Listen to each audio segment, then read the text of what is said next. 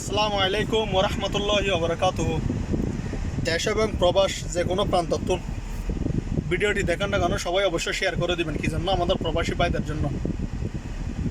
প্রবাসী ভাইরা যারা অবৈধ দীর্ঘদিন ধরে ওমানের মধ্যে অবস্থান করতেছেন, যাদের ভিসা পতাকা নাই, তারা অবশ্যই ভিডিওটি সম্পূর্ণভাবে দেখার চেষ্টা করবেন।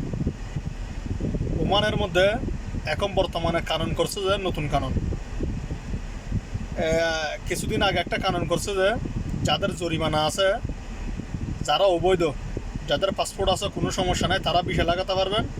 কিন্তু যার যত বছর হয়েছে তার জরিমানা যেগুলো আসছে, যেগুলো ফাইন আসছে, এগুলো মওকুফ করছে ওমান সরকার।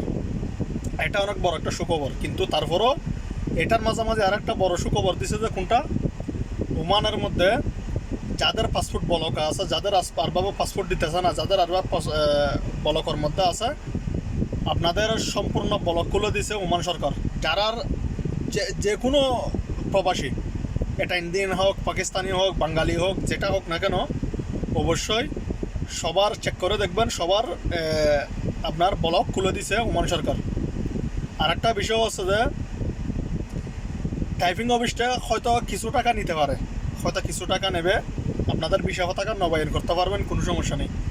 আর একটা বিষয় হচ্ছে যে ওমানি ভালো দেখে ভিসা পতাকা লাগানোর চেষ্টা করবেন। ওমানিরা এখন অনেকটাই সুদূরবুদূর হয়ে গেছে, পয়সার লোভী আর কি।